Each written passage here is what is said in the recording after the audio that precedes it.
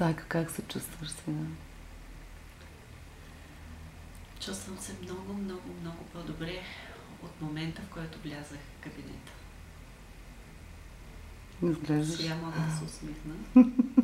Изглеждаш за по друг разлика начин. от сълзите, които потекоха в момента, като влязах. Очите ти сега греят, знаеш ли? Усещам. Усещаш.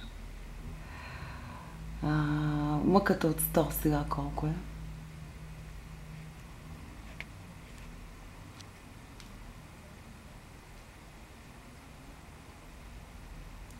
Една пета от това, което е била. Да, така преценяваш. А гнева?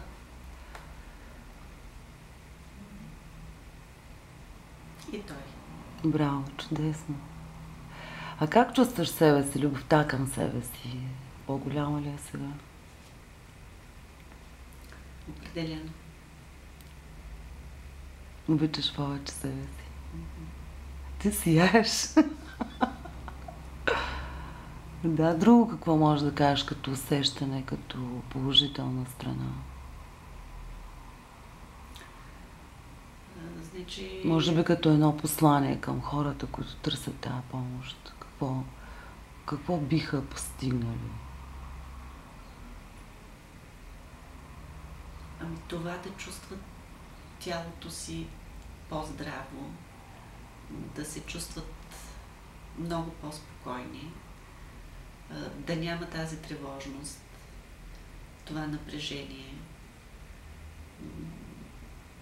да се освободят от всичките тези негативни емоции, с които са живяли Толкова дълго време. дълго.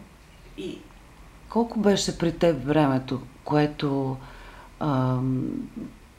изживя с тази мъка в тебе до днес? Колко години беше много години. тази мъка? И сега се чувстваш освободена от нея, емоционално свободна. Да. Не съжаляваш? Не съжалявам в никакъв случай. Наистина смятам, че индивидуалната консултация е много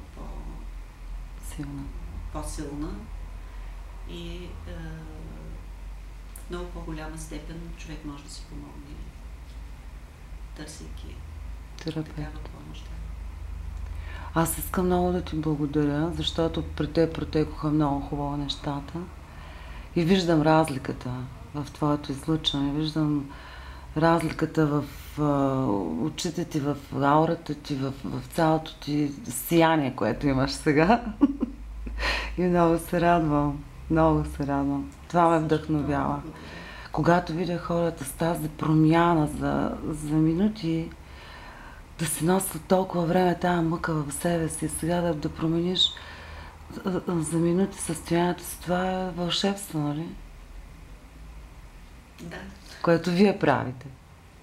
Аз само ви насочвам. Вълшебство. Вълшебство и той идва от терапевта, от неговата помощ. Благодаря ти много.